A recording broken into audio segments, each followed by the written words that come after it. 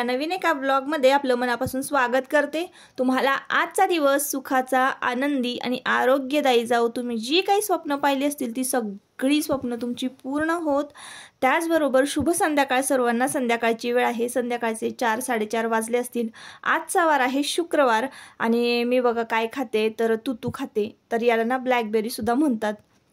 तर तुमचे दादा की नाही कोल्ड ड्रिंक्सचा व्यवसाय करतातच, पण त्याचबरोबर ना फ्रूट्स ट्रेडिंगचा सुद्धा व्यवसाय करतात।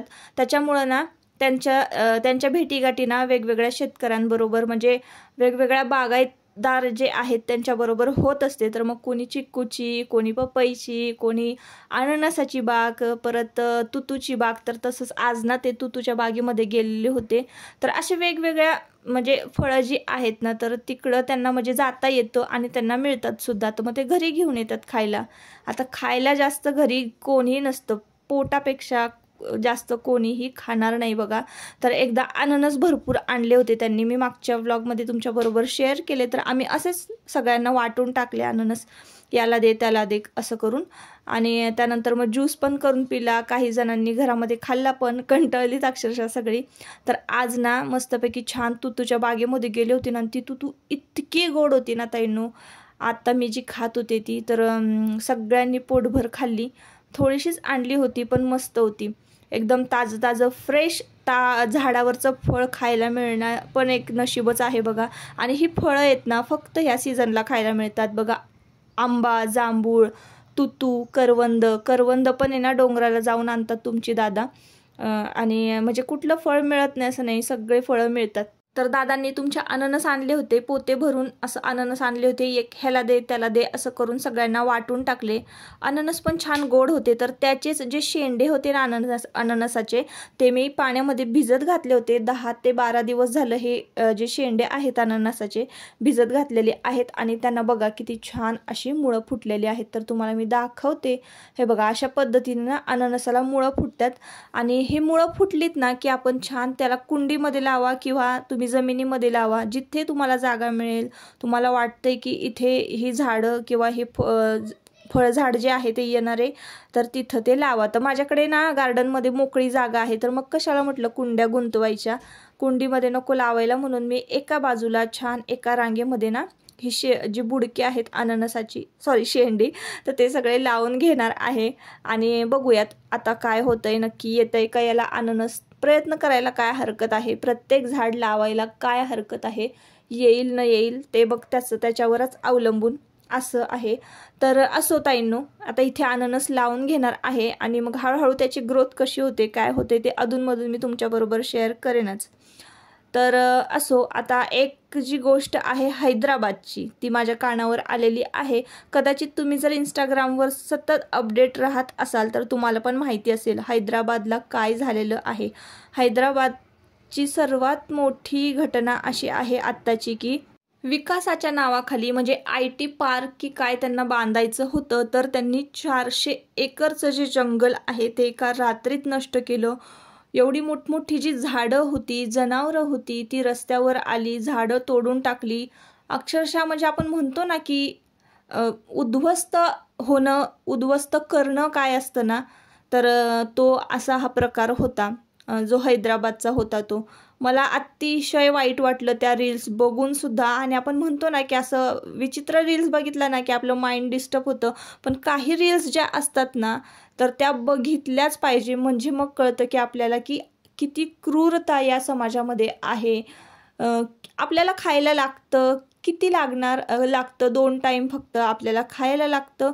आणि अन्न वस्त्र निवारा त्यापेक्षाही महत्त्वाचं जे काही आहे तर तो ऑक्सिजन आहे। आणि ते ऑक्सिजन देण्याचं काम हे जंगल, ही झाडं करतात। तर आपण निसर्ग वाचवायला पाहिजे की नाही असं मला वाटतं। तर प्रॉपर्ट्या कमवून, IT पार्क उभे करून, ITत असे मोठमोठे बंगले उभे करून काय मिळणार आहे आपल्याला असं मला वाटतं। सतत असाच प्रश्न पडत असतो की का ही लोक डोंगर पोखरून घरं बांधायची, त्यानंतर जंगल नष्ट करून IT पार्क, मोठमोठे बिल्डिंग्स उभ्या करायच्या, कशासाठी हे सगळं चाललेलं आहे। देशाला, पुढच्या पिढीला याची गरजच नाही आहे। गरज आहे, तर एका म्हणजे नैसर्गिक वातावरण जिथे असावं, शुद्धता, हवेमध्ये शुद्धता असली पाहिजे, वातावरणामध्ये शुद्धता असली पाहिजे, जे काही नॅचरल पिकतं आहे तर ते आपल्या पुढच्या पिढीला पाहिजे आहे. तर हेच आपण देऊ शकतो. आणि जेव्हा आपला अंत होतो, आपण जेव्हा जातो, तेव्हा आपल्याबरोबर कुठल्याही प्रकारची प्रॉपर्टी येत नाही. आपलं जे आयुष्य वाढवायचं काम आहे ना, हे निसर्ग करतो, हे या लोकांना कसं कळत नाही. तर मला खूप वाईट वाटलं आणि मी निसर्गप्रेमी आहे, त्यामुळं ना मला खरंच ह्या गोष्टीचं खूप वाईट वाटलं. म्हणून म्हटलं चला तुमच्याबरोबर ही सुद्धा एक गोष्ट शेअर करूयात. तर तुम्हाला काय वाटतं त्या गोष्टीबद्दल मला नक्की कमेंट करून सांगा. आता अननसं तर लावून झाली, तुळशीला दिवा लावला, संध्याकाळ झाली होती आणि घरामध्ये आलेले आहे. आल्या म्हटलं चला किचनमध्ये आले आणि सुरुवात करूया स्वयंपाकाला.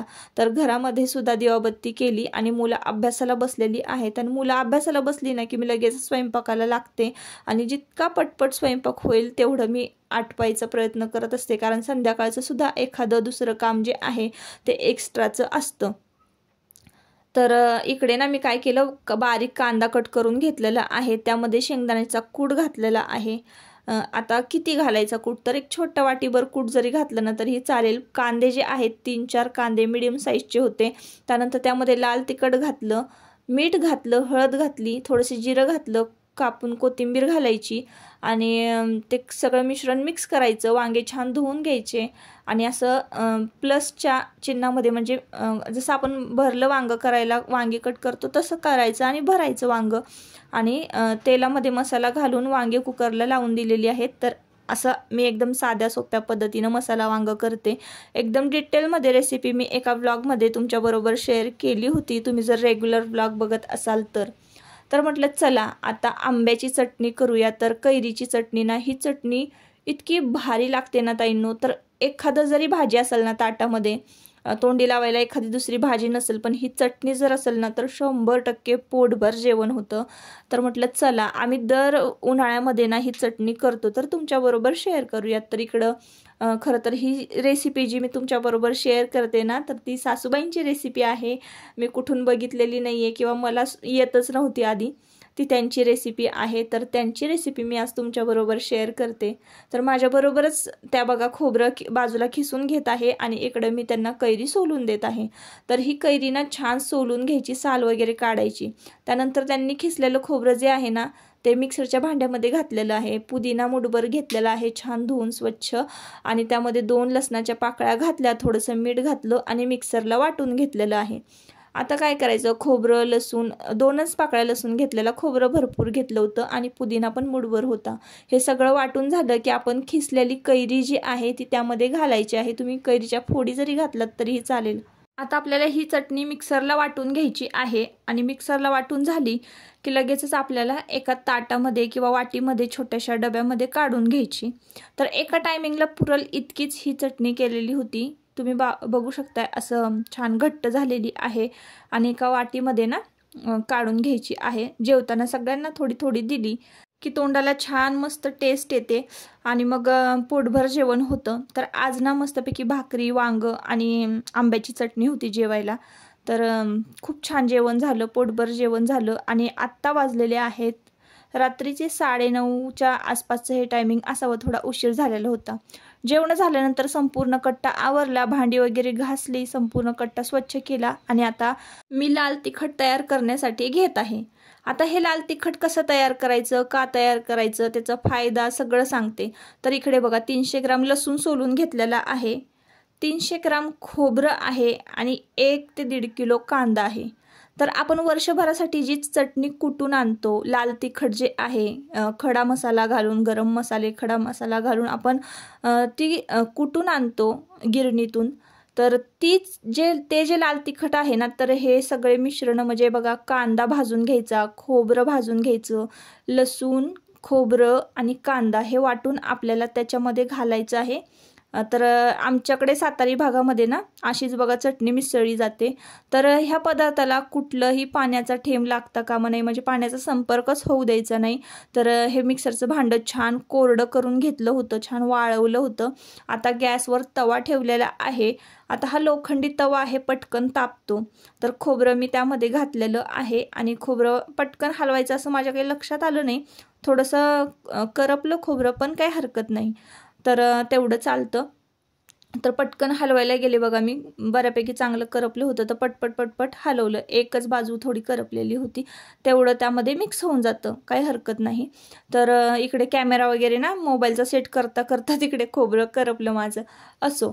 तर काय करायचं, हे खोबरं जे आहे ना मंद आचेवर भाजायचं, कारण लोखंडाचा तवा जो आहे, मी लोखंडी तव्यावर भाजते ना तर पटकन तापतो, म्हणून मग आता मंद गॅस केलेला आहे, म्हणजे थोडासा कमी करायचा गॅस आणि त्या बारीक फ्लेमवर हे खोबरं जे आहे ते छान खरपूस भाजून घ्यायचं। आता खोबरं का भाजायचं, तर त्याचा खवट वास येऊ नये म्हणून खोबरं भाजायचं, नाहीतर खोबरं जर तुम्ही नाही भाजलं तर चटणी आपली जी आहे लाल तिखट, तर ते लवकर खराब होणार आहे।